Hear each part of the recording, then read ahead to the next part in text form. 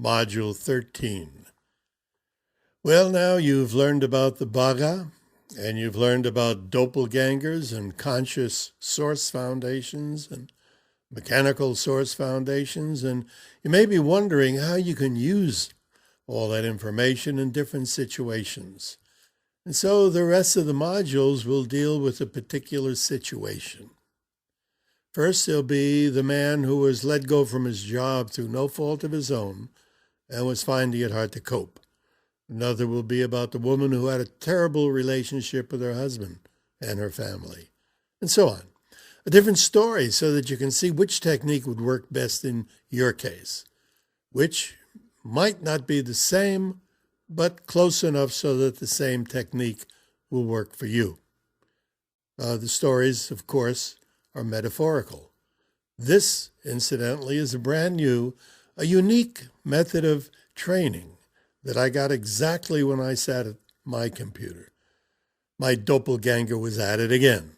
I was thinking about what to say on the remaining modules that we were committed for and just started typing. What I typed was what I had just said to better illustrate how to use the PDQ material. To do that, I'll utilize the resources of a few hypothetical tales. First, the hypothetical tale of Alfred Mondale. Alfred worked at the Ford plant in Detroit, and when the economy tanked, he was let go after 12 years seniority. He received a few months' wages, and he had a modest savings account, so he wasn't too worried at first. He did have a festering anger in him toward the company that he'd been so loyal to for so many years. This came out in his attitude toward his wife and children. He turned into a nasty, the nastiest type of a negative thinker. He didn't want to take the only jobs available, which were, it seemed, all in fast food restaurants, like a waiter, a fry cook, or something janitorial. Sitting at home, his mind began to fester as he ran through all the negative things in his life. He thought of his friends who still had jobs. He envied them.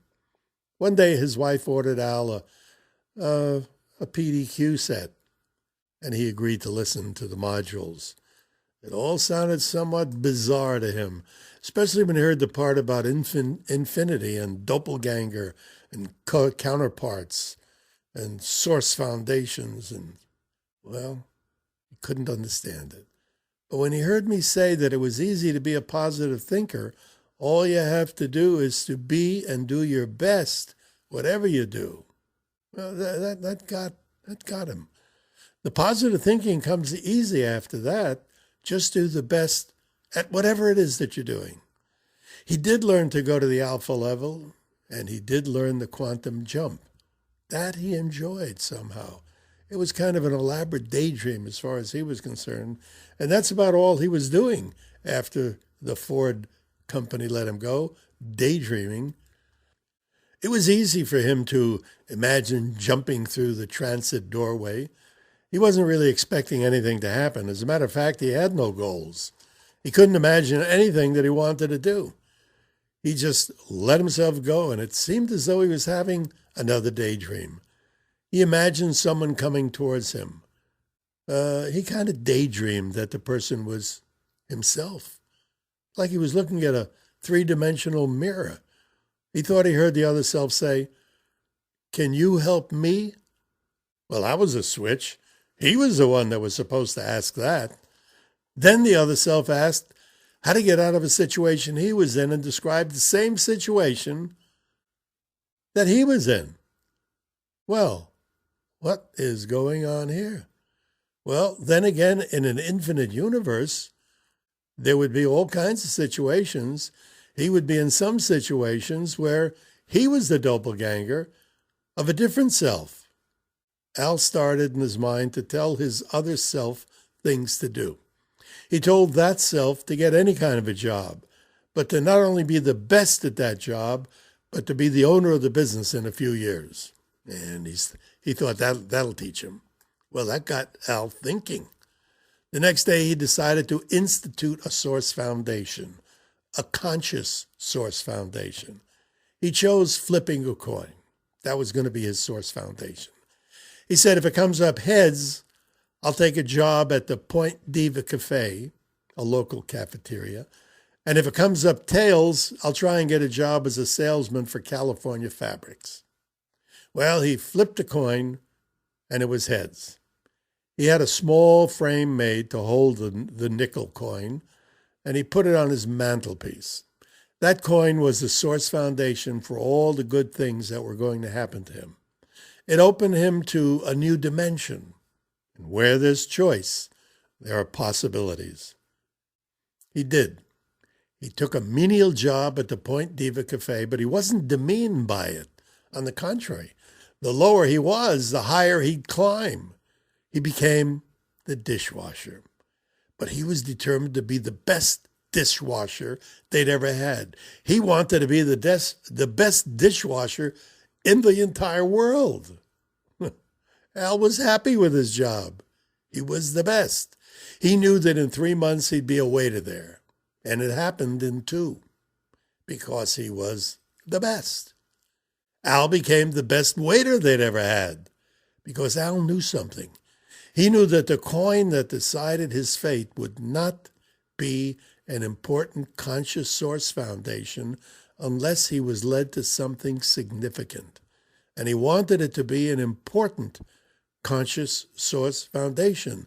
The only way he was going to do that was to be the best at whatever he was doing. Well, the restaurant needed a manager.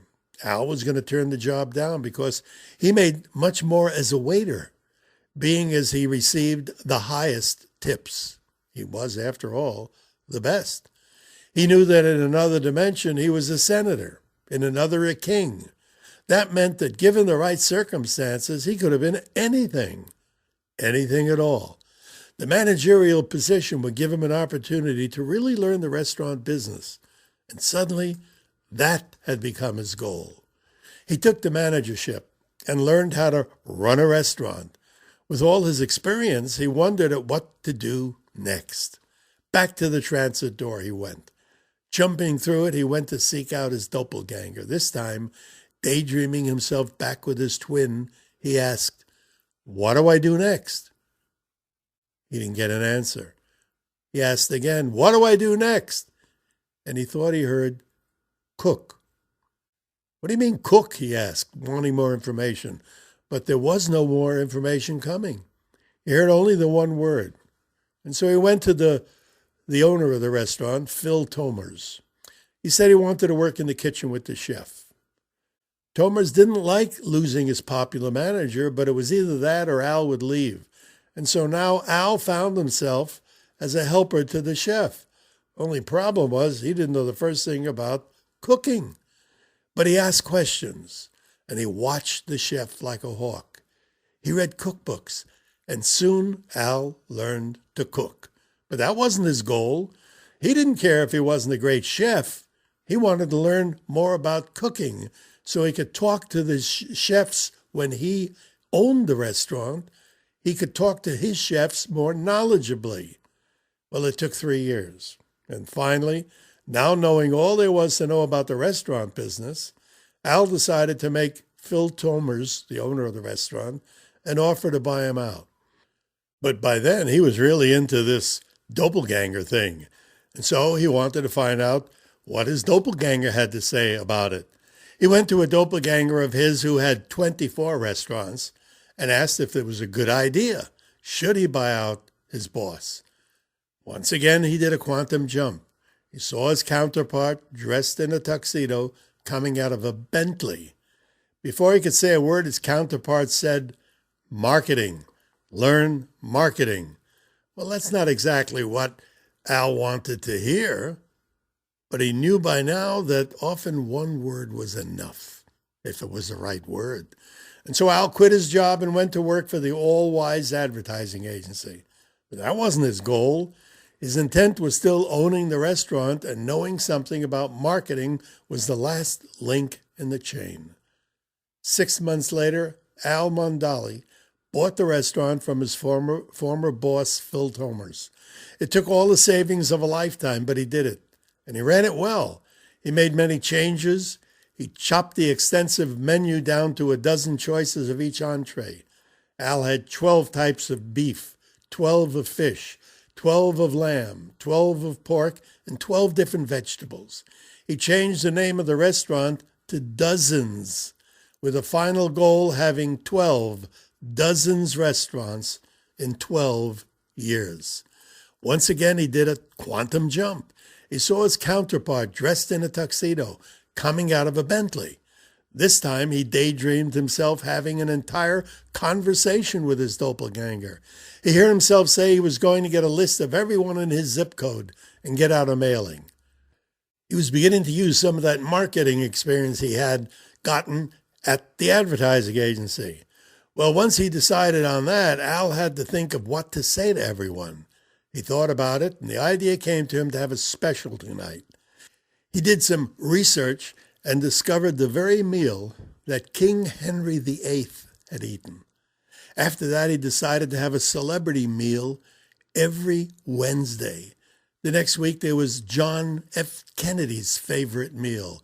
And the next was the very meal the President of the United States serves to foreign dignitaries. Well, celebrity meal night was so popular that Al had to enlarge the restaurant.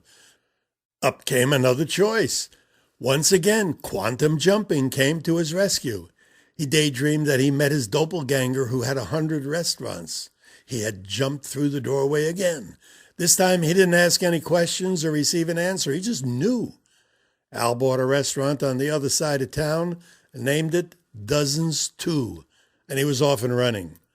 It took just 7.5 years, but Alfred Mondale did it.